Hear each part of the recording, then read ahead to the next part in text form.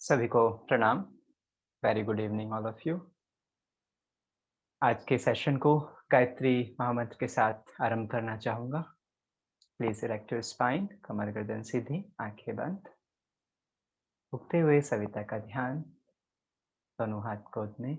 गायत्री महामंत्र एक बार कहने का कष्ट करें। ओम भूर्भुवः स्वाहा तत्सवितुर्वरेण्यं भर्गो देवस्य धीमहि धियो यो नः प्रचोदयात्। Your palms for calling.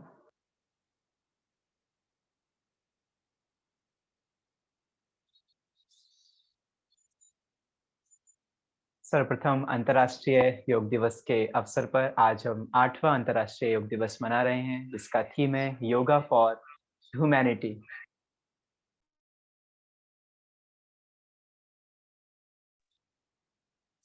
आप सभी का इस अंतर्राष्ट्रीय योग दिवस पर मैं स्वागत करता हूं। जैसा कि आप जानते हैं कि आज का जो हमारा विषय रहने वाला है वो योग से ही संबंधित है। शिविर का आज समापन का दिवस है। आज के जो विषय है basic lifestyle modification through yoga and naturopathy. जैसा कि हम देख रहे हैं आज पूरे देश और विदेश में योग का अभ्यास किया जा रहा है और योग के अभ्यास में विशेषता में आसन देखने को मिलते हैं। यह हमें समझने की आवश्यकता है, आज योग दिवस के अवसर पर हमें योग को समग्रता पूर्वक अपने जीवन में अपनाने की आवश्यकता है। आसनों को संबंध सीधा-सीधा हमारे शरीर से होता है। निश्चित रूप से योग की जब हम बात करेंगे तो शुरुआत हमें अपने शरीर से ही करनी होती है। हमारे जो व्यक्तित्व है वो केवल शरीर नहीं है, केवल मन नहीं है, केवल इंद्रियां नहीं है। हम समग्रता की जब बात करते हैं तो उसके अंदर सोल, जिसको हम आत्मा कहते हैं, उसका बहुत ही महत्वपूर्ण स्थान है। यही एक कारण है जिसकी वजह से योग आज विश्व के कोने-कोने तक फैला और इतनी ख्याति योग को प्राप्त हुई। केवल शरीर की ही बात होती तो बहुत सारे जिम्स पहले से अवेलेबल हैं। जिम्स से भी वही शारीरिक स्वास्थ्य हम प्राप्त कर सकते हैं। और भी बहुत सारी एक्टिविटीज, फिजिकल एक्सरसाइजेस हैं। योग की आवश्यकता क्या हुई? अन्यथा गीता में जो योगेश्वर श्री कृष्ण ने योग दिया, उसकी क्या आवश्यकता रह जाती? महर्षि पतंजलि ने जो योग सूत्र दिया, उसकी क्या आवश्यकता थी? तो हमें समझने की आवश्यकता है, योग प्रेम के विस्तार का नाम है। योग मन की शांति का नाम है। योग सफलता और असफलता दोनों में सम रहने का नाम है। योग पवित्रता के विकास का नाम है। योग धैर्य को, पवित्रता को, प्रेम को धारण करने का नाम है। लेकिन इस योग की यात्रा को शुरू करने के लिए हमें अपने शरीर के सबसे बाहरी आवरण जो हमारी आत्मा का है, उससे हम पंच भौतिक शरीर है, इससे हमें शुरुआत करनी पड़ती है। यदि हमारा शरीर ही स्वस्थ नहीं है तो आगे की यात्रा योग की बाधित हो जाती है। इसी यात्रा को शुरुआत करते हैं हम लोग अपने शरीर से, और शरीर को स्वस्थ रखने के लिए आसन है, प्राणायाम है, मुद्राओं का अभ्यास है, बंध है, शुद्धि क्रियाएं हैं, प्राकृतिक चिकित्सा की विभिन्न विधियां हैं। ये सब हमें एक निरोगी जीवन जीने में हमारी सहायता करती है। तो आज के इसी विषय पर मार्गदर्शन करने के लिए हमारे मध्य में है आदरणीय डॉक्टर दीपिका जी, जो आज इस विषय पर हमारा मार्गदर्शन करेंगी। आदरणीय दीपिका जी वर्तमान में भोपाल में Sant Hirdaram yoga and nature cure hospital के अंदर एज ए मेडिकल ऑफिसर अपनी सेवाएं प्रदान कर रही हैं। हम सभी का सौभाग्य है कि आज वो हमारे साथ योग और प्राकृतिक चिकित्सा से किस प्रकार से हम अपनी दिनचर्या को व्यवस्थित कर सकते हैं, इसके ऊपर हमारा मार्गदर्शन करने वाली हैं। आदरणीय दीपिका जी ने विगत 2 वर्षों से उनका अनुभव बहुत अच्छा रहा है। एज ए मेडिकल ऑफिसर वो वहाँ पर सर्विस दे रही हैं। इससे पहले भी BNYS डॉक्टर दीपिका जी ने किया है। MD इन एक्यूपंक्चर हैं। इसके साथ ही अनेकों विशेषताएं उनकी हैं और बहुत सारी क्वालिफिकेशंस, स्पेशलिटीज उनके पास में हैं। हम उनसे अनुरोध करेंगे कि दीपिका जी हमारा मार्गदर्शन करें। आज योग और प्राकृतिक चिकित्सा से संबंधित हम किस प्रकार से अपने जीवन को और ज्यादा उसकी क्वालिटी ऑफ लाइफ को हम इम्प्रूव कर सकते हैं और निरोगी जीवन रह सकते हैं, और जो रोगी हैं वो किस प्रकार से स्वास्थ्य को पुनः प्राप्त कर सकते हैं। अब मैं अनुरोध करूंगा डॉक्टर दीपिका जी से कि वो हमारे मध्य में आए और हमारा मार्गदर्शन करें।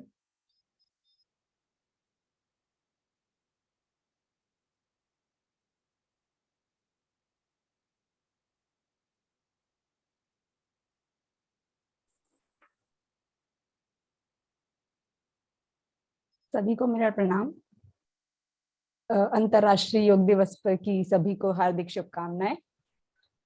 अंतर्राष्ट्रीय योग दिवस के उपलक्ष्य पर आज हम जिस बारे में बात करने जा रहे हैं वो है basic lifestyle modification through yoga and naturopathy. मतलब अपनी दैनिक दिनचर्या को हम कैसा रखें कि हम स्वस्थ रहें। योग और प्राकृतिक चिकित्सा का उपयोग करते हुए हम कैसे खुद को स्वस्थ बना सकते हैं, किस तरीके की दिनचर्या रखें कि अगर हम स्वस्थ हैं तो स्वस्थ अपने स्वास्थ्य को बनाकर रखें, और अगर हमें कुछ बीमारियां हैं, कुछ छोटी मोटी बीमारियां हैं तो उन्हें हम कैसे ठीक कर सकते हैं, या कुछ अगर जटिल बीमारियां हैं तो हमें किस तरीके की चीजें करनी चाहिए जिससे हम एक कदम अपना स्वास्थ्य की ओर बढ़ा सकते हैं।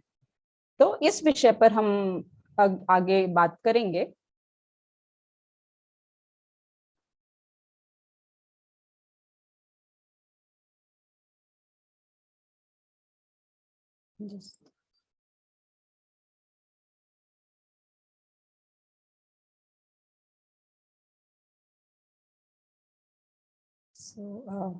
जो हमारा टॉपिक है आज, basic lifestyle modification through yoga and naturopathy. तो सबसे पहले हमारी दिनचर्या, हमारा जो दिन होता है वो कहाँ से शुरू होता है। हमारा दिन जो शुरू होता है वो हम सबसे पहले सोकर उठते हैं। उठने के बाद सबसे पहली चीज हमें जो करनी है, जो ज्यादातर लोग आज इस बारे में जानते हैं, उसे हम कहते हैं उषा पान। उषा पान मतलब क्या? जो सुबह उठकर सबसे पहले आप पानी पीते हैं, बिना अपने दांतों को, बिना मुंह को साफ किए जो पानी पीते हैं सबसे पहले, उसे हम आयुर्वेद की भाषा में उसे उषा पान कहा जाता है। सबसे अच्छा बेनिफिट क्या है उषा पान क्यों करना चाहिए?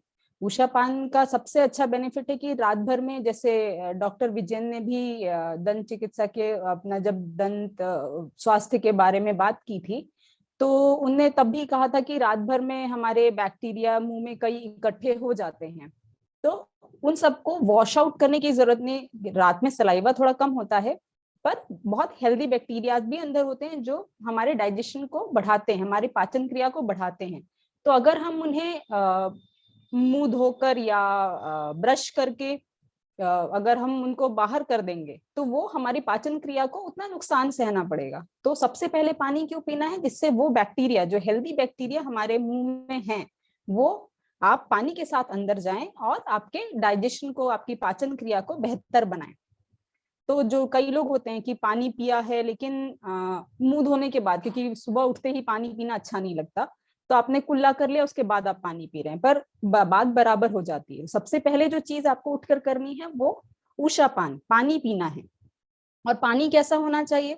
ज्यादातर हम लोग बात करते हैं कि पानी, गर्म पानी सुबह पीना चाहिए। तो पानी का टेम्परेचर जो है वो गुनगुना, है ना, बहुत गर्म नहीं और एकदम ठंडा पानी बिल्कुल भी नहीं पीना है। सर्दी के मौसम में आप गुनगुना पी सकते हैं, और गर्मियों में या बाकी ऋतुओं में जब मौसम उतना ठंडा नहीं है तो आप नॉर्मल टेम्परेचर का पानी, रूम टेम्परेचर वाला पानी पी सकते हैं। और अगर आप गुनगुना पी सकते हैं तब भी, तो भी कोई दिक्कत नहीं है, पर एकदम गर्म पानी और एकदम ठंडा पानी नहीं पीना है। तो ये चीज का ध्यान रखना है। अब इसके बेनिफिट्स क्या है? सबसे पहला मैंने बता दिया कि पाचन क्रिया बहुत अच्छी रहेगी आपकी। सुबह आप पानी पीने के बाद फ्रेश होने जाते हैं, आपके बबल्स, आपकी इंटेस्टाइन्स क्लियर रहेंगी। तो उससे क्या होगा कि आपके अंदर जितना भी मल जमा है वो साफ हो जाएगा। आपका आपका पेट साफ रहता है तो आपका मन बहुत शांत रहता है। दिन भर आपका मन, काम में आप आराम से लग सकते हैं, आपको रुचि रहती है काम करने की। तो इसलिए भी आपका उषा पान बहुत बेनिफिशियल है। आपके आयुर्वेद में जब हम बात करते हैं तो तीन त्रिदोष की बात करते हैं। वात पित्त कफ बहुत कॉमन टर्म्स हैं जो आजकल हम सुनते हैं। तो वात पित्त कफ को बैलेंस करता है, वेट लूज करने में हेल्प करता है, आपका जब डाइजेशन इंप्रूव्ड है तो आपकी इम्यूनिटी को बढ़ाता है।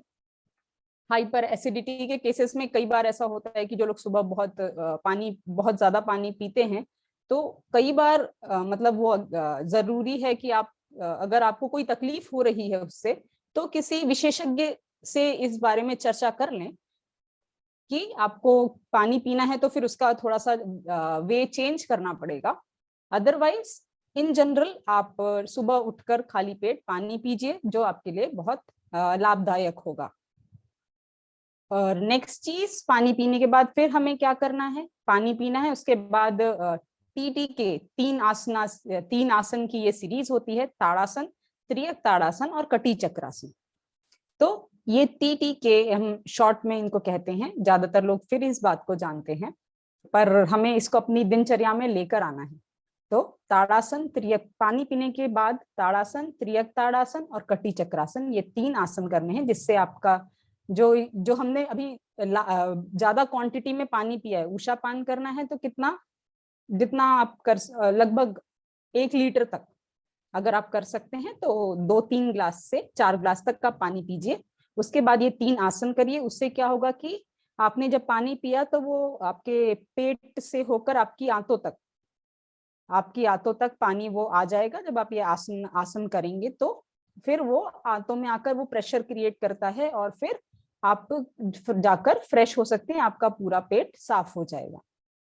तो ये 3 आसन करना भी बहुत अच्छा कारगर तरीका है आपके पेट को साफ करने का। तो जिनको भी कब्ज की शिकायत होती है, कॉन्स्टिपेशन होता है, उससे रिलेटेड गैस बनती है, एसिडिटी बहुत रहती है, जलन होती है ना, पेट में जलन होती है, या कई बार लोग बोलते हैं कि हाथ पैरों में भी जलन होती है, सर दर्द बहुत ज्यादा रहता है, उन सब केसेस में ये उषा पान के साथ आपका ये 3 आसनास की सीरीज बहुत बेनिफिशियल साबित हुई है।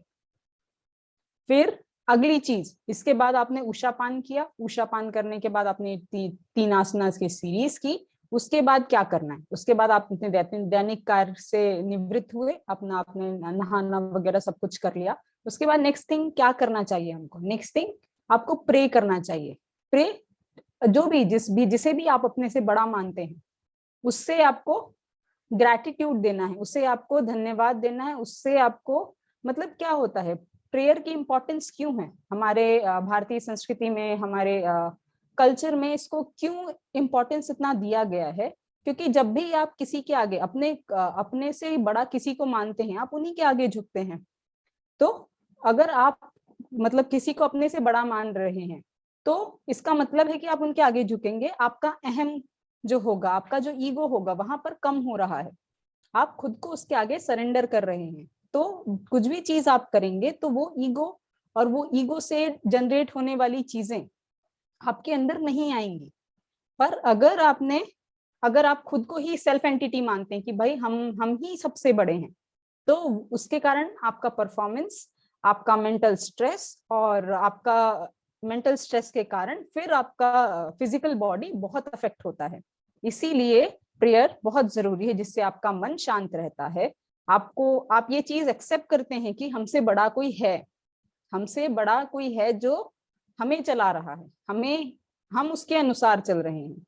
तो आपको एक तो उसके ऊपर विश्वास जगाते हैं, है ना, तो फेथ बिल्डिंग में बहुत हेल्पफुल है।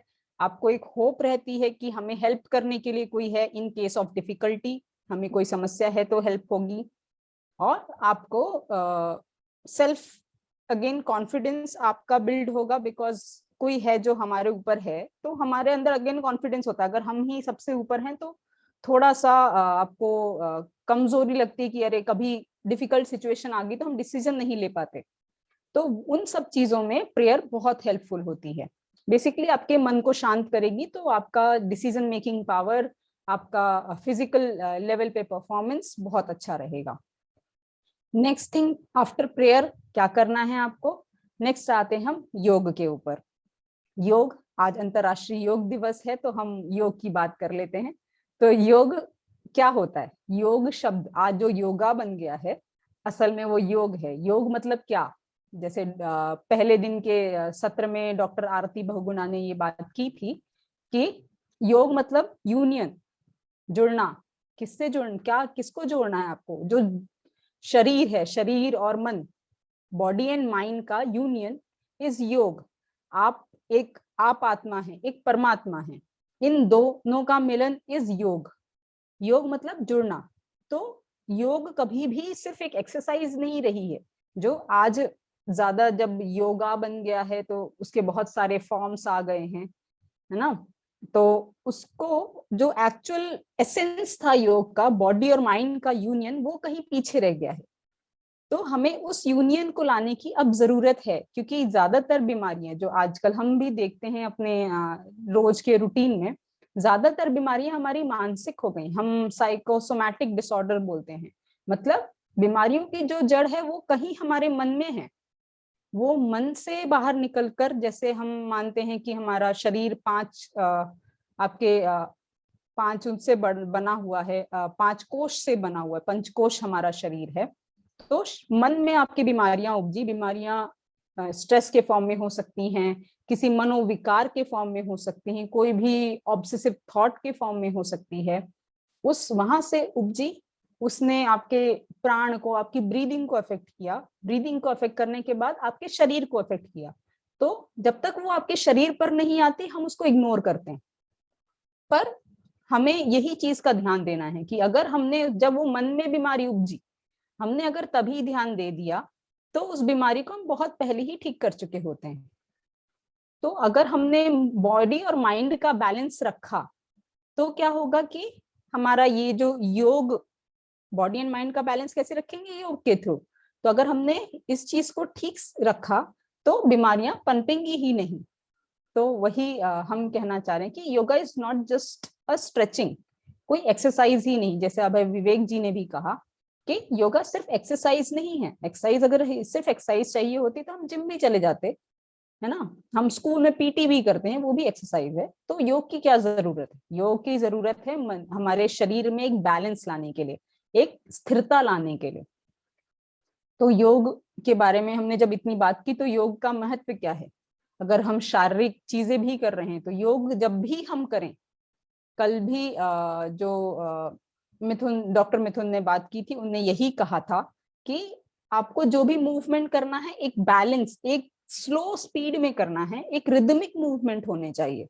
उसका क्या सेंस है? उसका सेंस ये है कि जब आप एक स्लो रिदमिक मूवमेंट करेंगे तो आपका शरीर, आपके ब्रीदिंग और आपका मन तीनों काम कर रहा है। अगर आप कोई फास्ट एक्सरसाइजेस करते हैं तो सिर्फ शरीर काम कर पाता है। हम अपने, कभी भी आप ये चीज ध्यान दीजिएगा, कभी भी आप फास्ट एक्सरसाइजेस करेंगे, बहुत दौड़ लगाएंगे या डायनेमिक पोस्चर्स करेंगे, तो क्या होता है कि हम अपनी सांस पर ध्यान नहीं दे पाते। हम सिर्फ अपने शरीर को देख रहे होते हैं कि हाँ अब हमने ये हाथ उठाना है तो हमने नीचे झुकना है कि इधर झुकना है। पर योग क्या है? स्लो रिदमिक मूवमेंट्स, कि धीरे धीरे एक लय में आपके मूवमेंट्स होने चाहिए, है ना। तो उससे क्या होगा कि आपका शरीर भी काम करेगा, आप अपनी सांसों पर भी ध्यान दे पाएंगे कि कौन से आसन में आपको सांस लेनी है, कौन से आसन में छोड़नी है, किस पोजीशन में लेनी है, किस पोजीशन में छोड़नी है। तो उससे क्या होगा कि आपका मन भी शांत होगा। तो इस तरीके से हम बॉडी और माइंड का यूनियन करते हैं। तो क्या होगा? बॉडी माइंड के यूनियन से आपकी इम्यूनिटी इंप्रूव होगी, आपका पूरा शरीर फिट रहेगा, होलिस्टिक फिटनेस आएगी, आपका एनर्जी लेवल इंक्रीज रहेगा, आपका स्ट्रेस कम रहेगा। स्ट्रेस मैनेजमेंट के लिए स्लो रिदमिक आसन बहुत जरूरी है। तो जो भी ओवरली स्ट्रेस पीपल हैं, जिनको एंजाइटी बहुत रहती है, दिल की धड़कनें, जिनके पाल्पिटेशंस हम बोलते हैं कि बहुत ज्यादा बढ़ती हैं, हाई बीपी की जिनको तकलीफें हैं, उनको हमेशा स्लो रिदमिक मूवमेंट्स करने चाहिए, है ना। डायनेमिक मूवमेंट्स हम सिर्फ उनके लिए बोलते हैं जिनको भाई वेट लॉस, सिर्फ वेट लॉस करना है। पर वेट लॉस, ओबेसिटी के अलावा, मोटापे के अलावा अगर कोई तकलीफ है तो फिर हम स्लो रिदमिक मूवमेंट्स करने हैं, वो फिर एक्सपर्ट गाइडेंस आपको चाहिए होता है। तो कभी भी मतलब कोई भी आप प्रैक्टिस कर रहे हैं तो उसके लिए एक एक्सपर्ट गाइडेंस आपको जरूरी है। नेक्स्ट, हम योग का जो अगला फैक्टर है, हमने तो ये सिर्फ आसनास की बात कर ली, फिजिकल प्रैक्टिसेस की बात कर ली, पर मेन जो योग में और क्या चीजें हैं? प्राणायाम। योग का जो एसेंस है, योग का जो बिल्कुल रूट है, वो है प्राणायाम। प्राणायाम क्यों? क्योंकि ब्रीदिंग, अगेन प्राणायाम क्या होता है कि controlled, slow controlled breathing. Again slow control rhythmic breathing, यहाँ पर भी रिदमिक मूवमेंट्स चाहिए हमको। तो स्लो कंट्रोल रिदमिक मूवमेंट से आपका शरीर भी ठीक रहेगा और आपका मन भी काम डाउन रहेगा, मन शांत रहेगा। मन शांत होगा तो आपके जो भी दिक्कतें हैं, आपके जो मनोविकार उत्पन्न होंगे वो भी कम होंगे, आपका स्ट्रेस बिल्डिंग नहीं होगा, आपको नींद बहुत अच्छी आएगी। और आपकी, अगर आप डीप ब्रीदिंग करते हैं, आप किसी भी योग एक्सपर्ट से बात करें या किसी अच्छे डॉक्टर से बात करें, तो वो सब ये बोलेंगे कि भाई आजकल हमारी जो सांस लेने की हैबिट है वो क्या है, हम शैलो ब्रीदिंग करते हैं, छोटी छोटी सांसें लेते हैं। आप ये खुद में भी महसूस करिएगा, जब आप ध्यान नहीं दे रहे हैं, आप सिर्फ अपना काम कर रहे हैं, अगर तब आपका ध्यान जाए तो आप ध्यान दीजिएगा कि आप हमेशा छोटी सांसें लेते हैं, जो हमारे लंग्स के लिए, हमारे शरीर के लिए बहुत हानिकारक है। तो प्राणायाम हम करने के लिए क्यों कहते हैं कि आप थोड़ी देर बैठकर प्राणायाम करेंगे शांति से, तो डीप ब्रीदिंग करिए। डीप ब्रीदिंग करने से क्या होगा कि आपके ज्यादातर जो मैक्सिमम लंग्स हैं आपके, वो ओपन अप होंगे, लंग्स ओपन अप होंगे, ज्यादा एयर अंदर जाएगी, ज्यादा ऑक्सीजन आपके शरीर को मिलेगी। ऑक्सीजन क्या करेगी, आपके बॉडी फंक्शंस को इंप्रूव करेगी। सो प्राणायाम बहुत जरूरी है। और प्राणायाम कभी भी इस तरीके से नहीं करना चाहिए कि भाई हमने घड़ी बांध ली है, हमको डॉक्टर ने बोला है कि 4 मिनट आपको प्राणायाम करना है, तो घड़ी देखिए 4 मिनट हमने प्राणायाम किया और 5वें मिनट हम भागने लगे। ये काम कभी नहीं करना चाहिए। आपको प्राणायाम करना है, आप आराम से शांत होकर बैठिए, 2 मिनट 4 मिनट जितना भी आपके पास समय है, अपने दिमाग में आप रखिए कि भाई हमारे पास इतना समय है, उतने में हमने आराम से मन को शांत करके प्राणायाम किया। और उसके बाद फिर धीरे धीरे अपने दैनिक दिनचर्या में आप लगिए। भाग दौड़ प्राणायाम के साथ कभी नहीं करनी है, इसीलिए कहते हैं प्राणायाम के लिए बहुत एक्सपर्टीज की जरूरत है, बहुत आपको इस चीज के मतलब इसको अभ्यास, प्राणायाम देखने में तो बहुत सरल लगता है भाई कि क्या करना है, एक नाक बंद करनी है, दूसरी नाक खोलनी है, सांस लेना है, छोड़ना है, पर ये उतना ही, जितना इजी प्रोसीजर है उतना ही ये बहुत मतलब बहुत जरूरी है हमारे लिए, बहुत ही कॉम्प्लिकेटेड होता है हमारे शरीर के अंदर। जो इसका असर होता है छोटी चीज है, पर इसका असर बहुत बड़ा होता है। इसलिए कभी भी प्राणायाम को अपनी मर्जी से टीवी देखकर, यूट्यूब देखकर ऐसे नहीं करना चाहिए। हमेशा प्राणायाम आप एक्सपर्ट गाइडेंस में करिए, क्योंकि आपके सिर्फ सांस लेने और छोड़ने से आपका शरीर बहुत बहुत ही अफेक्ट होता है, तो उसका सही तरीका आपको बिल्कुल पता होना चाहिए। हमारे पास बहुत सारे लोग ऐसे, मैं इन जनरल अगर बात करूं, हमारे पास बहुत सारे लोग आते हैं, टीवी में देखते हैं कि कोई लोग हैं टीवी में दिखा रहे हैं कि भाई कपालभाति करो, बहुत दिनों तक कपालभाति आप कर रहे हैं, और आपको हाइपरटेंशन है, आपको बीपी की शिकायत, हाई बीपी की शिकायत है, और आप कपालभाति किए जा रहे हैं। कपालभाति क्या करता है, आपका बीपी और बढ़ाता है। तो सबसे पहली चीज हम उनको बोलते हैं, क्योंकि एक तो टीवी में देख रहे हैं, ऐसा नहीं कि कपालभाति एकदम बीपी बढ़ाएगा, अगेन एक्सपर्ट गाइडेंस चाहिए आपको कि कपालभाति किस तरीके से करना है, तो एक्सपर्ट गाइडेंस की जरूरत है। आपने टीवी देखकर कपालभाति करना शुरू कर दिया, आपका बीपी और बढ़ जाएगा। तो इसीलिए प्राणायाम दिखने में सरल है, पर उसका असर बहुत ज्यादा होता है हमारे शरीर पर, इसीलिए हमेशा प्राणायाम आप एक एक्सपर्ट गाइडेंस में ही करिए। नेक्स्ट चीज जो हम आते हैं, मेडिटेशन। मेडिटेशन क्यों जरूरी है हमारे लिए, अगेन मन को शांत करने के लिए, क्योंकि योग और प्राकृतिक चिकित्सा यही मानते हैं कि आपके शरीर में जो 99% बीमारियां हैं वो आपके मन में ही उपजती हैं। शरीर में बीमारियां जो होंगी, हो सकता है कोई एक्सीडेंट हो उसके कारण हो सकता है कोई आपका कोई इंजरी लग जाए, कोई चोट लग जाए उसके कारण हो, या कि हो सकता है कभी कि बैक्टीरियल इन्फेक्शंस भी अगर होते हैं, तो बैक्टीरिया भी अपॉर्चुनिस्टिक होते हैं। मतलब जब आपका मन उस तरीके का बन गया, आपका शरीर उस तरीके का बन गया, कमजोर हो गया, तो बैक्टीरिया आपको इन्फेक्ट कर सकते हैं।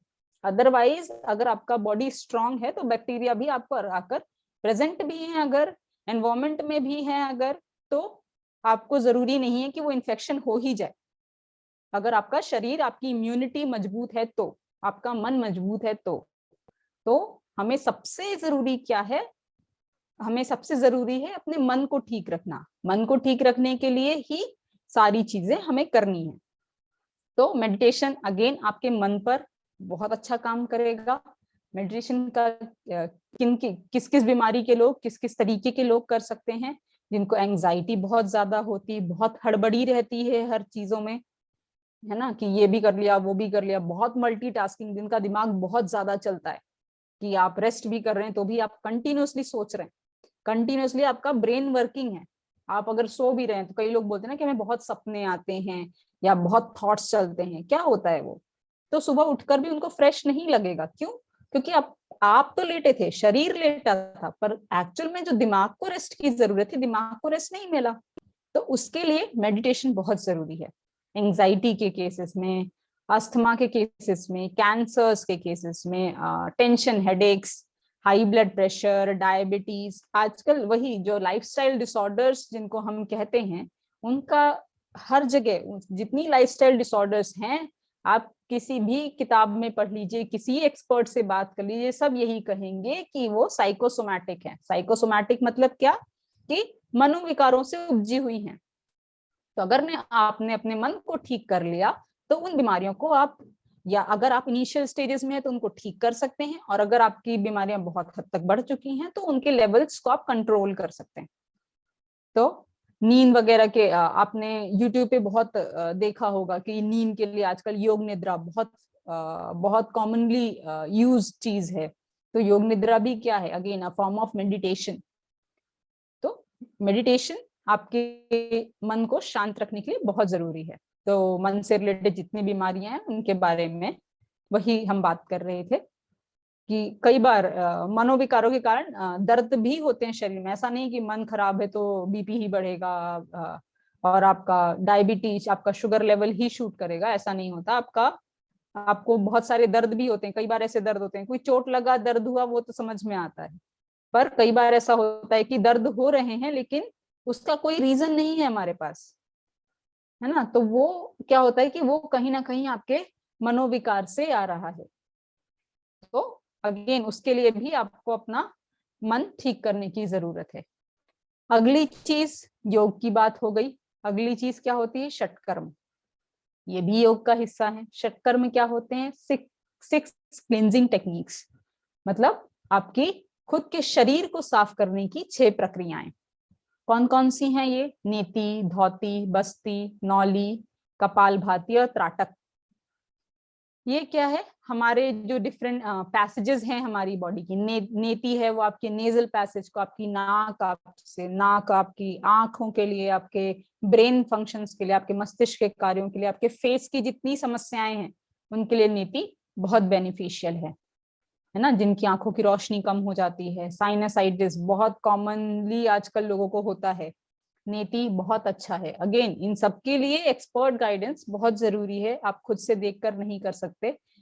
नेति के साथ तो सबसे ज्यादा होता है कि लोगों को लगता है कि बहुत आसान है, एक नाक में उनने वो डाला, नेति का पॉट डाला, दूसरी नाक से पानी निकालना है, जल नेति हम जिसे कहते हैं। पर क्या होता है कि उसके बाद पानी रह गया तो सर में दर्द होता है, सर में भारीपन होता है। फिर अगले दिन हमारे पास आते हैं कि मैडम हमने तो नेति कल किया, आपने कहा था, और उसके बाद हमको सर में दर्द हो गया तो हम नहीं करेंगे। तो एक्सपर्ट गाइडेंस, अगर सारी चीजें हम खुद से ही कर सकते थे, सब चीजें हम खुद ही सीख लेते, है ना, देख के ही सब कर लेते, तो एक्सपर्ट्स की जरूरत ही नहीं थी, है ना। तो इसलिए एक्सपर्ट गाइडेंस की बहुत जरूरत है, और नीति के साथ सबसे कॉमन चीज होती है। फिर आता है धोती। धोती आपका जो हमारा पेट और आपके छाती वाला हिस्सा है, इसको क्लीन करने के लिए धोती का यूज होता है। बस्ती आपके लोअर गैस्ट्रोइंटेस्टाइन, जो आपके निचले पाचन क्रिया संस्थान के जो निचले हिस्से हैं, आपका पेट, आपकी आंतें, उनको साफ करने के लिए काम आता है। नौली भी आपके पेट को साफ करता है। कपालभाति, अगेन कपालभाति जो हम प्राणायाम बोलते हैं, बेसिकली कपालभाति प्राणायाम नहीं है, वो एक षटकर्म में आता है और उसका प्रोसीजर अलग होता है ना। तो कपालभाति भी आपके फेस और आपके नेजल पैसेजेस को क्लीन करने के लिए काम आता है।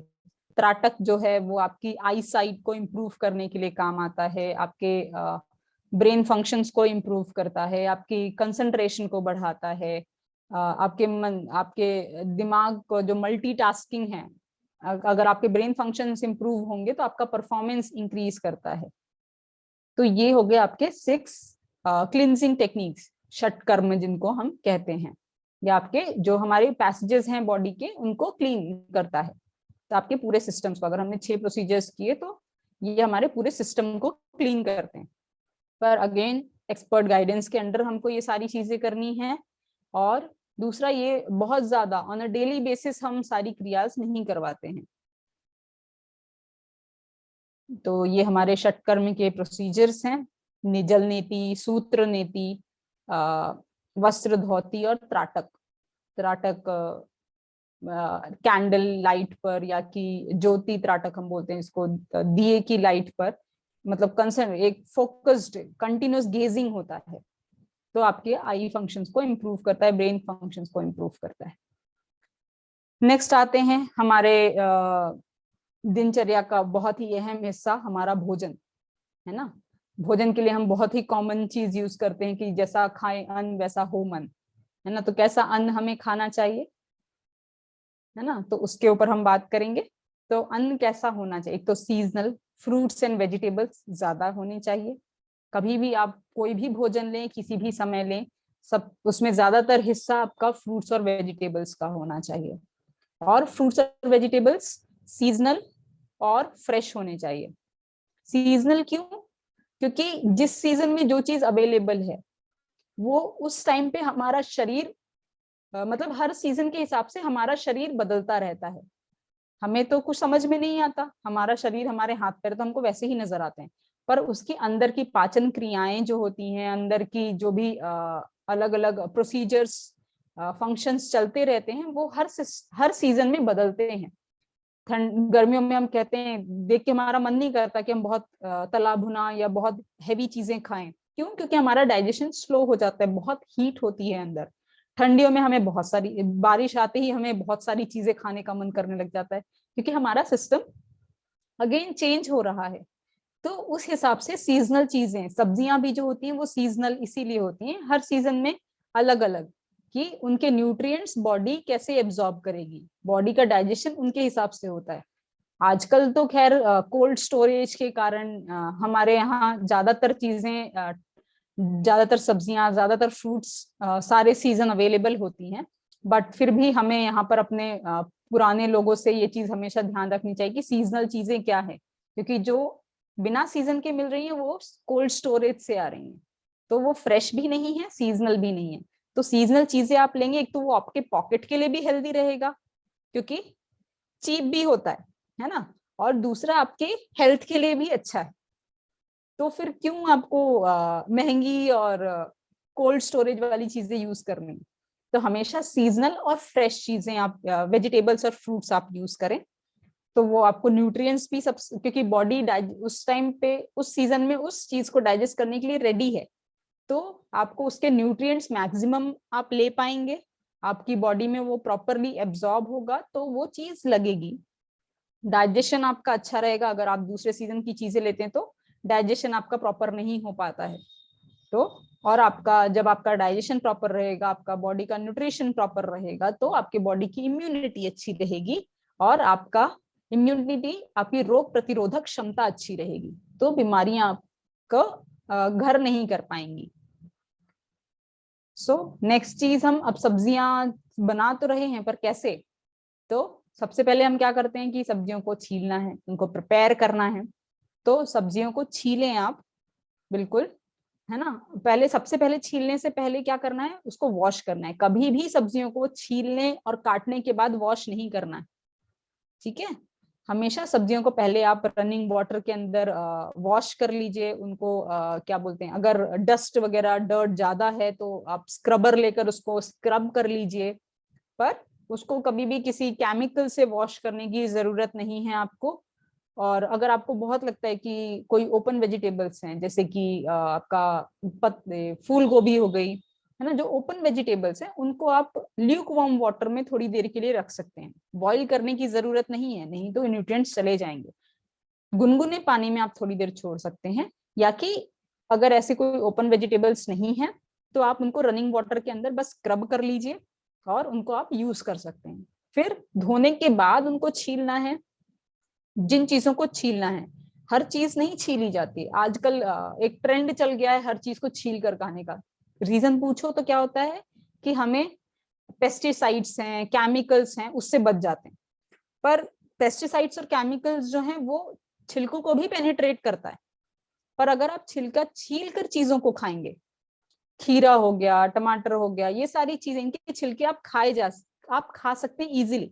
अगर आप इनको भी छील कर खाएंगे तो आपका फाइबर कंटेंट बहुत कम हो जाता है। फाइबर कंटेंट कम हो जाता है, विटामिन मिनरल्स आपके बहुत कम हो जाते हैं। तो इसीलिए जिन चीजों को आप बिना छीले खा सकते हैं, आप बिल्कुल उनको बिना छीले ही खाइए। कुछ चीजें हैं जैसे लौकी हो गई आपकी सब्जियों में, और आपका क्या बोलते हैं फ्रूट्स में, आपका पाइनएप्पल, अनानास हो गया, उनके छिलके आप नहीं खा सकते, तो उनको तो छीलना ही है। पर जिन चीजों का बिना छील, प्याज हो गई, उनका छिलका नहीं खा सकते आप, तो उनको आप छीलिए। पर जिनको छील भी रहे हैं, बहुत पतला छिलका निकालिए, ठीक है, जिससे कि आपका विटामिन और मिनरल लॉस जो है वो सबसे कम हो। तो उनको छील लिया आपने, उसके बाद आप कटिंग कटिंग हमेशा शार्प नाइफ से करनी चाहिए। कभी भी जो ब्लंट नाइफ है ना, जिनकी धार कम हो चुकी है, उनसे नहीं काटना चाहिए। उससे विटामिन मिनरल लॉस ज्यादा होता है ना। क्योंकि उसका जब आप कट करते हैं ब्लंट नाइफ से, तो क्या होता है कि उनका जो जूसेस हैं वो बाहर निकल जाते हैं, क्योंकि वो दबता है इस तरीके से, तो विटामिन मिनरल लॉस ज्यादा होता है। तो हमेशा शार्प नाइफ से कट करें और बड़े बड़े टुकड़ों में काटें। बहुत फाइन काटने की जरूरत नहीं है, जितना फाइन काटेंगे उतना लॉस, न्यूट्रिएंट लॉस ज्यादा होता है। और फिर हम आते हैं कुकिंग पर। तो कुकिंग में क्या करना है, किसी भी चीजों को ओवर कुक नहीं करना। अगर आप सब्जियां बना रहे हैं तो आप बॉईल करिए। अगर आपको फ्राई करना है उनको, तो जरा सा ऑयल लिया और उसमें थोड़ा सा तड़का जितना मारना है बस। बहुत ऑयल डाल के डीप फ्राई करके अगर आप बनाते हैं, ओवर कुक करते हैं, तो उन जो भी सब्जियां अगर आप खाएंगे उनमें कुछ पोषक तत्व तो बचेंगे ही नहीं, सब खत्म हो जाएंगे, सब आपने जला दिया आग में। तो आपके शरीर में आप क्या डाल रहे हैं, फिर से सिर्फ कचरा डाल रहे हैं। तो अगर आपको पोषक तत्व चाहिए, स्वस्थ रहना है, तो चीजों को बॉईल करके खाइए, है ना। सब्जियां आपने पानी डालकर उसको बॉईल कर दिया, जिससे कि ज्यादा से ज्यादा पोषक तत्व आपको मिल सके। तो किसी भी चीज को ओवर कुक नहीं करना है, डीप फ्राई नहीं करना है, और बहुत ऑयली, बहुत स्पाइसी नहीं बनाना है। नेक्स्ट चीज क्या आती है, योग में हम बात करते हैं मिताहार की। मिताहार मतलब क्या, योग में हम कहते हैं कि आप अपने पेट के 4 हिस्से कर लीजिए। 2 हिस्से में आप बेशक आप भोजन कर सकते हैं, बचे 2 हिस्से। एक हिस्सा आप पानी के लिए रख लीजिए और एक हिस्सा हवा के लिए आप खाली छोड़ दीजिए, ठीक है। मतलब 50% आप अपने आप पेट को आप भोजन से भर सकते हैं, ज्यादा से ज्यादा 50% भरना है। फिर बचा जो 25%, उसको आप पानी, वो आप पानी के लिए रखिए, पानी पीजिए। और फिर जो बचा 25% उसको आप खाली छोड़ दीजिए, तो एयर के लिए, है ना। तो अब हम पेट को भाई कैसे नापें कि अब हम उसके पेट के 4 हिस्से करें तो हमें इतना खाना चाहिए। तो सबसे इजी चीज है इसके लिए कि आप खाना खाते हैं, आप आराम से शांत होकर बैठकर खाना खाइए। ये आदत बहुत बुरी होती है कि हम चलते फिरते खाते रहते हैं। ज्यादातर महिलाएं ऐसा करती हैं कि उनके पास खाने के लिए समय नहीं होता, क्योंकि वो अपने परिवार के लिए काम करती रहती हैं। तो क्या करते हैं, हाँ यहाँ चले, किचन में चले तो कुछ खाना बनाना है, शेल्फ पे हमें कुछ रखा दिख गया तो हमने थोड़ा सा वो खा लिया, फिर हम खाना बना रहे हैं। फिर कहीं फ्रिज की तरफ गए तो वहां पर हमें फिर कुछ मिल गया, फिर हमने वो थोड़ा सा खा लिया, फिर हम अगले काम में लग गए। तो ये थोड़ा थोड़ा खाने से क्या होता है कि हम स्नैकिंग कर रहे हैं, थोड़ी थोड़ी देर में खा रहे हैं। हमारा जो पेट है वो कचरे का डब्बा तो नहीं कि आपने बस पैर से दबाया और खुला और अपने अंदर डाल दिया। ऐसा नहीं करना है। कभी भी आप बैठें तो एक साथ बैठकर खाना खाएं। और खाना खाएं तो जब आप खा रहे हैं तो एक एक स्थिति आती है कि आपको लगता है कि अब यहाँ पर अब हमें खाना आगे खाना चाहिए या नहीं खाना चाहिए, है ना। हमारे दिमाग में 2 विचार आते हैं। तो अगर हमें खाना अच्छा लगता है कि नहीं आज तो खाना बहुत टेस्टी बना है, तो हम एक और रोटी खा लेते हैं, एक और पूरी खा लेते हैं। एक से क्या होता है ना। बट वो एक बहुत भारी हो जाता है। तो कभी भी ये कंफ्यूजन आए, जब एक स्थिति में पहुंच जाए आपकी अब क्या करना चाहिए, तो हमेशा ये चूज करना है। डिफिकल्ट डिसीजन है, पर ये चूज करना है कि अब हमें नहीं खाना है। अभी हमारा पेट का जो 50% हिस्सा था वो भर चुका है, अभी वो जो 25% पानी के लिए बचा है वो पानी के लिए ही रखना है, उसमें एक एक्स्ट्रा रोटी एक्स्ट्रा पूड़ी नहीं घुसानी है, ठीक है। तो ये मिताहार को आपके डेली रूटीन में फॉलो करने का सबसे इजी वे है कि जब भी आपको कंफ्यूजन हो तो आप हमेशा ऑप्ट करें कि आपको नहीं खाना है आगे, और जब भी खाएं तो बैठकर, एक साथ बैठकर खाएं, थोड़ी थोड़ी देर में कुछ कुछ ना खाते रहें। ये आदत बहुत से लोगों में होती है। अगर आपको लगेगा कि शायद हमारी ये आदत नहीं है, पर आप खुद को ऑब्जर्व करिए कि आप दिन में कितनी बार खाते हैं, आपको समझ में आ जाएगा कि आप कितनी बार स्नैकिंग कर रहे हैं और एक्चुअल में कितनी बार बैठकर खा रहे हैं। तो ये भी आपको फॉलो करना है, जिससे कि आपका डाइट पैटर्न काफी अच्छा हो जाएगा। और तीसरी सबसे इंपॉर्टेंट चीज कि हम एसिड और अल्कली, एसिड और बेस की बात करते हैं। ज्यादातर हमने अपने स्कूलों में पढ़ा होगा कि हमारा जो ब्लड, ह्यूमन बॉडी का जो ब्लड का पीएच है वो अल्कलाइन होता है, मतलब 7.4 होता है ना, थोड़ा बेस की तरफ होता है। तो हमेशा हमारे, अगर हमारे बॉडी का जो पीएच लेवल, एसिड बेस का जो लेवल है वो अगर हमेशा बेस की तरफ रहेगा तो बीमारियां नहीं पनपेंगी, है ना। तो कभी भी हमें एसिडिक चीजें, बहुत ज्यादा हमें ऐसी चीजें नहीं खानी है जो बॉडी में एसिडिटी बढ़ाए।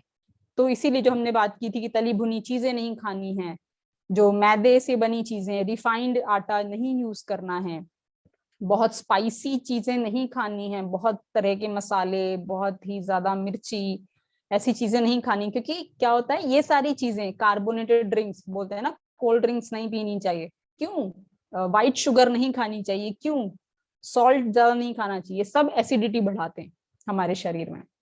तो एसिडिटी बढ़ाएंगे तो बीमारियों को हम न्योता दे रहे हैं एसिडिटी बढ़ाकर। तो ये चीज नहीं करनी है। ज्यादातर चीजें आपकी रॉ डाइट लेनी चाहिए। अब जो कच्ची चीजें, आप फल फूल सलादें ज्यादा खाते हैं, ये सारी चीज अल्कलाइन है। आप जब चीजों को कुक करते हैं, जब पकाते हैं, तो वो एसिडिक बनती हैं, यही सब्जियां एसिडिक हो जाती हैं ओवर कुक करने से, है ना। जब हम डीप फ्राई करते हैं तो वो एसिडिक हो जाती हैं, तो हमारी बॉडी में एसिडिटी बनाएंगी, तो बीमारियां बढ़ेंगी। तो हमें रॉ डाइट अच्छे से रखना है। फल सलादें हमने जो कहा था पहले भी, वो अच्छे से फॉलो, वो अच्छे से लेना है। खाना खाएं उससे पहले आप फल सलादें वगैरह ले लें, उसके बाद आप खाना खाएं, आपको जितनी भूख है। और ये चीज ध्यान रख सकते हैं आपकी, रात के समय आप सलाद थोड़ा कम खाएं। कई लोगों को सलाद से गैस फॉर्म होता है, तो रात के समय अवॉइड करें। आप दिन में आराम आराम से आप शाम तक आप फल सलादें वगैरह ले सकते हैं। नेक्स्ट चीज जो हमारे दिनचर्या की सबसे निग्लेक्टेड चीज है, सबसे नजरअंदाज की हुई चीज, हमारी हॉबीज। जैसे आप बचपन में तो आप बहुत सारी चीजें करते हैं, हमें खेलने का शौक है, बच्चे खेलते हैं, पेंटिंग्स करते हैं। हम अपने बच्चों को हम बहुत बाहर भेजते हैं कि आप पेंटिंग क्लासेस ज्वाइन करिए, आप डांस क्लास ज्वाइन करिए, आप म्यूजिक क्लास ज्वाइन करिए, है ना। बहुत सारी चीजें हम बच्चों को सिखाते हैं। पर बड़े होकर क्या, बड़े होकर वो हॉबीज कहाँ गई? हम सब छोड़ देते हैं, और उसका बहाना क्या देते हैं, हमारे पास समय नहीं। भगवान ने सबको 24 घंटे का समय दिया है ना, तो उस 24 घंटे का प्रॉपर यूटिलाइजेशन, मैनेजमेंट आपको ही करना है। तो हॉबीज बहुत जरूरी है आज के इस युग में, जब आपके पास समय की बहुत कमी है ना। जो हम मानते हैं हमारे पास समय की कमी, आप अपने समय को देखिए, आप दिन भर कहाँ लगा रहे। तो आप अपने हॉबीज निकालिए, हॉबीज बहुत जरूरी हैं आपके लिए। जो भी आपका कभी किसी समय इंटरेस्ट रहा हो, आप बैठकर सोचिए उस चीज को, है ना। तो जो हॉबीज आपकी हैं, जो आपके इंटरेस्ट रहे हैं, आप उनको अब बाहर निकालिए। इंटरेस्ट क्यों निकालने हैं, हॉबीज की क्या जरूरत है? हमारे सेल्फ एस्टीम को बढ़ाने के लिए, हमारे सेल्फ कॉन्फिडेंस को बढ़ाने के लिए। कि हम, क्या होता है कि हम अपने रैट रेस में लगे हुए, एक अंधी दौड़ में लगे पड़े हैं, चल रहे हैं, जिंदगी चल रही, एक ही ढर्रे पे चल रही। उससे क्या होता है कि हम अपने आप को भूल जाते हैं। पर जब हम हॉबीज में कुछ, जिसमें आपकी एक्सपर्टीज है, जो काम आप अच्छे से करते हैं, आप वो चीज जब करेंगे तो आपका आत्मविश्वास, आपका सेल्फ कॉन्फिडेंस बढ़ता है। आपका, जब आपका आत्मविश्वास बढ़ेगा तो उससे क्या होगा कि जो भी आप काम कर रहे हैं, आप वर्किंग हैं या कि आप अगर हाउसवाइफ हैं, कहीं बाहर जाकर काम कर रहे हैं या घर में काम कर रहे हैं, तो क्या होगा कि वो, अगर आप, क्योंकि आप अपने इंटरेस्ट का काम किया, आपने आपने अपनी हॉबी की, तो आप खुश रहेंगे, आपका स्ट्रेस कम रहेगा तो आपका बाकी जो परफॉर्मेंस है वो भी बढ़ेगा, वो भी इम्प्रूव होगा। आप खुश रहने लगेंगे तो आपकी बीमारियां कम रहेंगी, आपका चिड़चिड़ापन कम हो जाएगा, आपको नींद अच्छी आएगी। आप नए नए लोगों से, आप जब हॉबीज बिल्ड करते हैं तो आपका आप नए लोगों से मिलते हैं, सेम इंटरेस्ट वाले लोगों से मिलते हैं, तो वो क्या होता है कि एक नया सर्कल फॉर्म होता है, उससे आपका रिलेशनशिप बेटर होता है। और फिर एक तरीका है आपकी क्रिएटिविटी बढ़ाने का। अगेन आपको खुद को एक्सप्रेस, हॉबीज अगर जब आप करते हैं, आप पेंट करते हैं या आप लिखते हैं, तो आप खुद के इमोशंस को एक्सप्रेस करते हैं, है ना। जो पेंटर्स होते हैं वो चीजों को देखकर तो नहीं बनाते, उनके अंदर जो चीजें चल रही हैं उससे वो पेंट करते हैं। जो लेखक हैं वो कैसे लिखते हैं, उनके अंदर जो भावनाएं हैं उससे वो लिखते हैं। तो अंदर की भावनाओं को एक्सप्रेस करने के लिए बहुत अच्छा तरीका है हॉबीज, क्योंकि बहुत बीमारियां आपकी अपनी भावनाओं को दबाकर रखने से होती हैं। इसीलिए हम अपने यहाँ, जो हमारे यहाँ पेशेंट्स आते हैं, उनको सबसे पहले ये बोलते हैं कि या तो अपने अंदर की भावनाएं आप अगर हमें कह सकते हैं तो हमें कहिए, या आप लिखना शुरू कर दीजिए, या आप जो भी कुछ हॉबीज हैं अपनी बिल्ड करिए। क्योंकि अगर आपने बिल्ड नहीं की तो ये बीमारियां, ये भावनाएं जो आप अंदर अपने दबा रहे हैं, क्योंकि हर चीज आपके मन के अंदर बहुत सारी चीजें आती, हर किसी से आप कह नहीं सकते, है ना। तो आप क्या करते हैं, हम इसको दबा लेते हैं। आज आपने एक दबाई, कल दूसरा, तीसरा, चौथा, ऐसे करके वो बहुत लेयर बन जाती है, और ये बन जाता है आपका बीमारियों का घर। तो उन भावनाओं को बाहर निकालने के लिए, उन सप्रेस्ड इमोशंस को बाहर निकालने के लिए आपकी हॉबीज बहुत अच्छा तरीका है। तो आज से ही अपनी हॉबीज पर सोचना शुरू करिए कि हम किस चीज में अच्छा कर सकते हैं। हमारा इंटरेस्ट आज है अगर, तो उसको बिल्कुल कंटिन्यू करिए। कभी रहा है तो उसे वापस निकालिए। कहीं दबी हुई चीजें आपके घर में पड़ी होंगी, अगर आप निकालेंगे, अभी देखें तो कहीं ना कहीं वो चीजें आपने छुपा कर रखी हुई हैं कि हाँ ये हम दिखाएंगे कि हमने ये काम अच्छा किया है, पेंटिंग अच्छी की है, या निटिंग, सिलाई कढ़ाई बहुत अच्छी की है। तो उसको आज निकालिए, जिससे कि आपका मन इस तरीके से भी आप अपने आप को सप्रेस्ड इमोशन से बाहर निकाल सकते हैं, अपने आप को खुश रख सकते हैं। तो इसके लिए हॉबीज बहुत जरूरी है। नेक्स्ट चीज आती है, आज हमने बहुत कॉमनली ये टर्म सुनते हैं हम, सर्कैडियन रिदम। ठीक है, क्या होता है ये सर्कैडियन रिदम? बहुत बड़ा शब्द है सुनने में, पर एट लास्ट है कुछ नहीं। 24 घंटे में हमारा शरीर, हमारा मन, हमारा मस्तिष्क किस तरीके से काम करता है, वो होता है सर्कैडियन रिदम। तो 24, जैसे दिन है तो हम काम करते हैं, रात है तो हम सोते हैं। तो वो कैसे काम करता है? हम अपने दिमाग को बताते नहीं तो नहीं जाते रोज कि भाई अब रात हो गई, अब हमें सोना है, अब दिन हो गया, अब हमें उठना है। वो अपने आप कैसे काम करता है? तो उसे हम बोलते हैं, उसके अंदर, हमारे दिमाग के अंदर एक घड़ी फिट है, जिसे हम बोलते हैं सर्कैडियन रिदम। अब ये सर्कैडियन रिदम काम कैसे करता है? सर्कैडियन रिदम काम करता है ये दिन की रोशनी और रात के अंधेरे से। दिन में रोशनी होती है, आपकी आंखों से रोशनी अंदर जाती है, आपका दिमाग उस चीज को सेंस करता है कि अभी रोशनी आ रही है। तो आपके फिर दिमाग में एक हार्मोन होता है सेरोटोनिन, वो सेक्रीट होता है। सेरोटोनिन सेक्रीट होगा तो आपकी बॉडी में एनर्जी बनेगी और आप काम करेंगे। जैसे रात, दिन ढला, रात हुई, तो रोशनी आपकी आंखों से अंदर नहीं गई, दिमाग ने सेंस कर लिया कि अभी अंधेरा है, तो सेरोटोनिन का सेक्रीशन बंद हो जाएगा। मेलाटोनिन अगला हार्मोन सेक्रीट होगा जो आपको रिलैक्स करता है और आप सो जाते हैं। तो इस तरीके से आपका पूरा बायोलॉजिकल क्लॉक सर्कैडियन रिदम काम करता है। ये दो हार्मोन्स होते हैं, सेरोटोनिन और मेलेटोनिन। ठीक है, सेरोटोनिन आपको एनर्जी देगा, जैसे ही रोशनी आंखों से अंदर गई तो सेरोटोनिन आपको सेक्रीट होगा आपके दिमाग से और आपको एनर्जी देगा। अंधेरा गया, रोशनी जब नहीं गई, तो मेलेटोनिन सेक्रेट हुआ और आपका दिमाग रिलैक्स होगा और आप सो जाएंगे। ठीक है, तो बेसिकली जो सर्कैडियन रिदम है, अगर हम उसके बारे में बात करेंगे तो वो बहुत लंबा टॉपिक होगा अगेन। पर हम सबसे बड़ी चीज जो हमें ध्यान रखनी चाहिए कि आपका मेलेटोनिन जो है वो रात को 9 बजे से शुरू होकर सेक्रीट होना शुरू हो जाता है और सुबह 7, 7:30 तक सेक्रीट होता है। वही टाइम है जब अंधेरा वाला टाइम है ना। तो 9 बजे से सेक्रीट होना शुरू होता है। तो जो सबसे पीक वाला टाइम है कि 10 से 4, रात के 10 बजे से सुबह 4 बजे तक, ये आपका स्लीप वाला टाइम है, हाई मेलेटोनिन का टाइम। ठीक है, हाई, इस टाइम पे आपका मेलेटोनिन का जो सेक्रीशन है वो सबसे ज्यादा होता है, तो आपको सोना चाहिए। अब हम क्या करते हैं, आज लाइट है हमारे पास, रात में आपने लाइट जला के रखी हुई है, आपने आपने फोन, आपका स्क्रीन ऑन है, फोन देख रहे हैं, लैपटॉप्स में काम कर रहे हैं, या टीवी देख रहे हैं देर रात तक, फिर हम कहते हैं हमें नींद नहीं आती।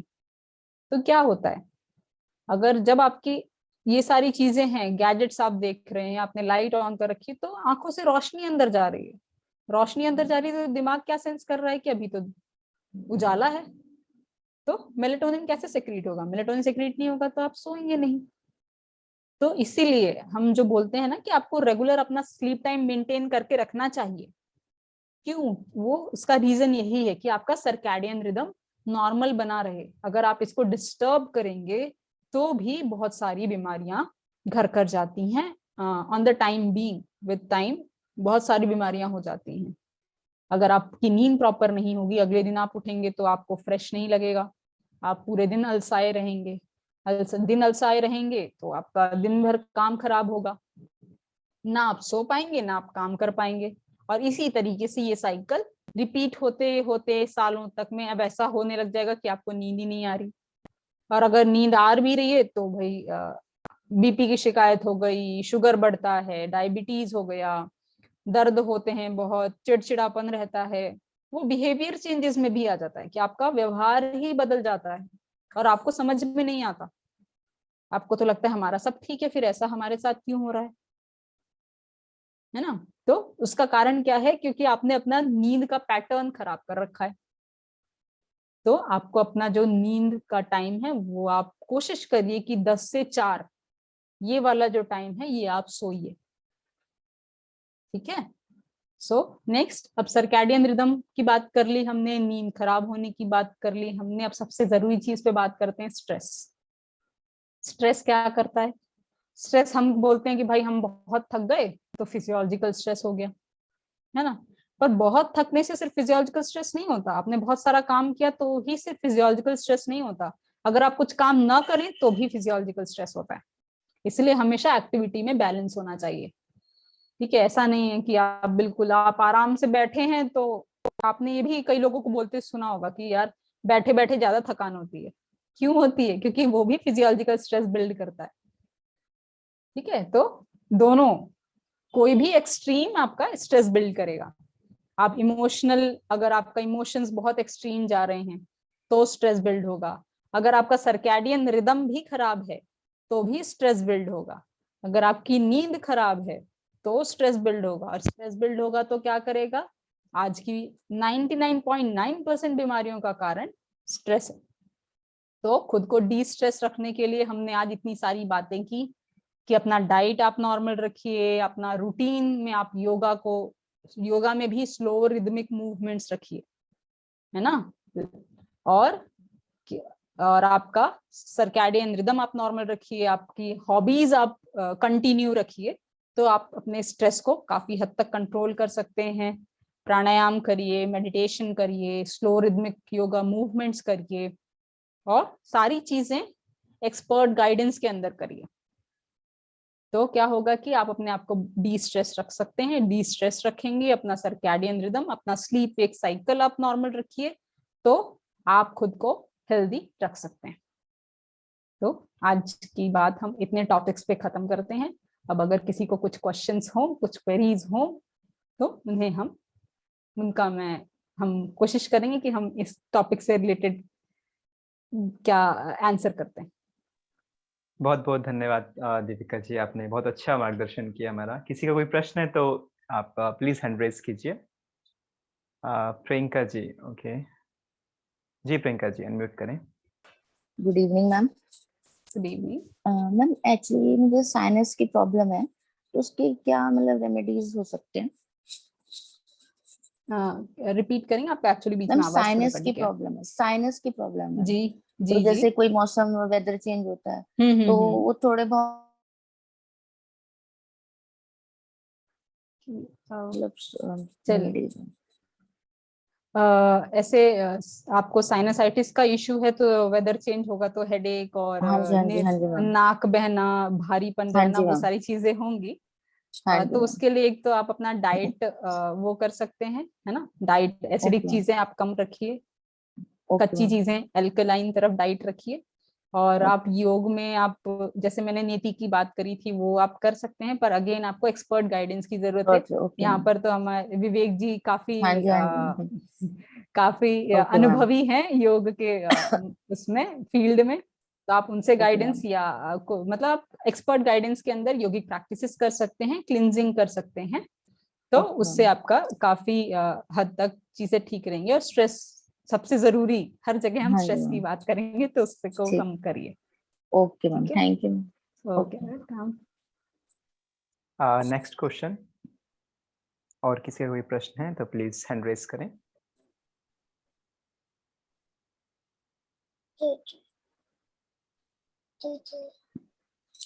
जी छोरी बेटा, इधर आओ। किसी का कोई प्रश्न है?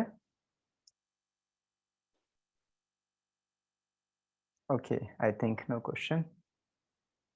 आज इसी के साथ तो हमारा सत्र का समापन करते हैं हम। बहुत बहुत ओके, मीना जी कुछ पूछना चाह रही हैं आई थिंक।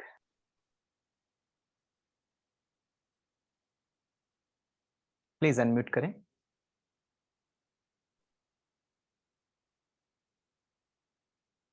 जी अनम्यूट कीजिए।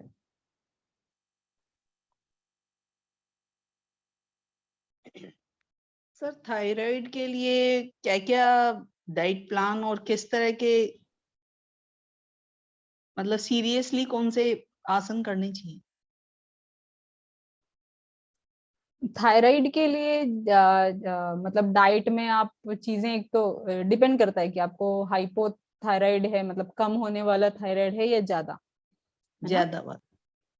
ठीक है, तो आप उज्जाई प्राणायाम कर सकते हैं, और आप जी सर्वांग आसना कर सकते हैं, नेक एक्सरसाइजेस कर सकते हैं, है ना। नेचुरोपैथी में पैक्स होते हैं, लपेटें वगैरह गले में लगा सकते हैं। अगेन उसके लिए आपको एक्सपर्ट एडवाइस और एक्सपर्ट गाइडेंस के अंदर ही आसन और प्राणायाम वगैरह करना है। क्योंकि क्या जी होता है कि हम आसन करते हैं, अगर हमें सही तरीका नहीं पता है तो हम खुद को चोटें लगवा सकते हैं।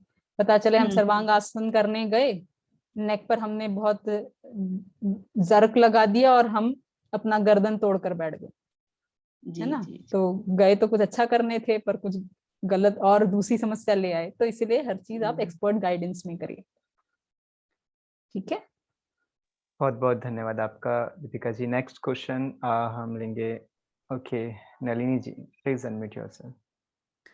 Yes, I don't have any question in particular. मुझे मेरा कोई question नहीं है, लेकिन I just wanted to share my view. Madam, it was really beautiful. You explained very well, so sleek and very clearly. So I think we understood very well. And thank you for your time. And also Vivek Bhaiya, thank you for arranging this. Thank you so much. Thank you so much ma'am. My pleasure that most I welcome. Could be I was able to make you people all understand. Thank you. बहुत बहुत धन्यवाद Nalini ji. Next question Ayushi ji, please unmute yourself.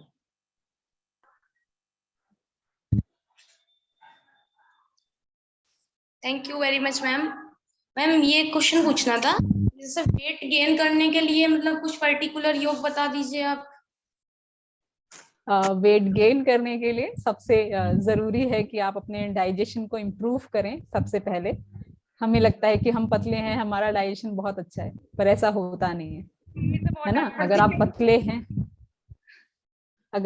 पतले हैं इसका मतलब है कि आप जो खा रहे हैं वो आपके शरीर को लग नहीं रहा है। क्यों नहीं लग रहा है? कि आपका डाइजेशन अच्छा नहीं है। तो आप षटक्रियाज करें, है ना। बाकी डेली रूटीन में आप योग को अपने समाहित करें, जिससे क्या होगा कि आपका बॉडी टोनिंग होगा, है ना। तो और डाइट, प्रॉपर बैलेंस डाइट लें, बहुत बाहर की चीजें अवॉइड करें, तला भुना ऐसा ना खाएं। बैलेंस डाइट, नॉर्मल डाइट, एक बॉइल्ड थोड़ा, उसको आप इंक्लूड करेंगे तो आप वेट गेन कर लेंगे। इनिशियली थोड़ा लॉस हो सकता है क्योंकि मतलब बॉडी डिटॉक्स होगा तो, पर फिर एक बार बॉडी जब क्लीन हो जाएगा, आपका डाइजेशन ठीक हो जाएगा, तो फिर वेट गेन हो जाएगा। बहुत बहुत धन्यवाद आपका। नेक्स्ट क्वेश्चन किसी का?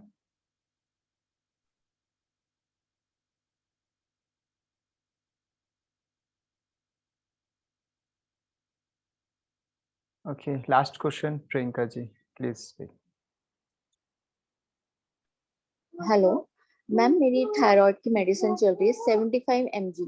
मैम वो लाइफ वैसे कंट्रोल में है, लाइफ टाइम चलती है मेडिसिन कहते हैं जैसे। क्या होता है कि थायराइड की भी कोई भी आप हार्मोनल मेडिसिन लेते हैं तो आपका बॉडी क्योंकि वो चीज बना नहीं पा रहा है, इसलिए हम बाहर से हार्मोन्स दे रहे हैं। पर विथ डाइट, योगा प्रैक्टिसेस और अपने आप का एक बैलेंस रूटीन, जो हम अभी आइडियल डेली रूटीन की बात कर रहे थे, अगर उसको आप फॉलो करते हैं तो, और कुछ नेचुरोपैथी ट्रीटमेंट्स भी होते हैं आपके आसपास, अगर कोई नेचुरोपैथी सेंटर हो तो वहां जाकर आप एक्सपर्ट से मिल सकते हैं। ओके। तो उनको आप वो जो चीजें आपको बताएंगे, अगर आप उसको फॉलो करेंगे तो आप एक मिनिमल, हो सकता है कि बिल्कुल भी ठीक हो जाए, और अगर डिपेंड करता है कि आप किस लेवल तक फॉलो कर सकते हैं, या कि एक मिनिमम डोसेज पे आप उसको मेंटेन कर सकते हैं और आपका डोज बढ़ेगा नहीं, है ना। अगर आपने फॉलो नहीं किया तो वो धीरे धीरे बढ़ता भी रहता है। तो अगर आप ये सारी चीजें फॉलो करेंगे तो डोज एक तो बढ़ेगा नहीं, और धीरे धीरे लॉन्ग टर्म, क्योंकि थायराइड हार्मोन्स बढ़ने में बहुत समय लगता है, ठीक है, तो लॉन्ग टर्म तक अगर हम इसको फॉलो करेंगे तो फिर डोसेज कम होते होते हो सकता है कि एक स्थिति ये आ जाए कि आप बंद कर सकें। बहुत पर बहुत जब भी धन्यवाद दीपिका मेडिसिन जी। बंद करें वो हमेशा एक आप डॉक्टर्स के सलाह पर ही बंद करें। पेशेंट्स कई बार करते हैं कि रिपोर्ट्स नॉर्मल आ गई, हमने बंद कर दी, ऐसा कभी नहीं करना है। इसी के साथ आज के हम शिविर का समापन करना चाहेंगे। बहुत बहुत धन्यवाद, आपने हमें अपना अमूल्य समय दिया। निश्चित रूप से यह सत्र सभी के लिए लाभकारी रहा होगा। आशा करते हैं कि आगे भी आपका मार्गदर्शन इसी तरह से हमें मिलता रहेगा। बहुत बहुत धन्यवाद आपका। इसी के साथ समापन करेंगे शांति पाठ के साथ। आंखें बंद, कमर गर्दन सीधी। Gratitude to all.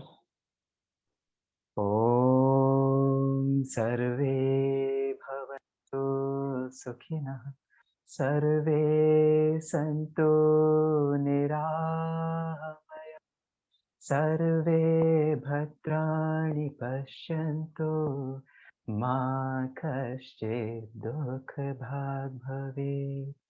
ॐ शान्तिः शान्तिः शान्तिः। सर्वारिष्टसु शान्तिर्भवतु। Have your palms, open your eyes.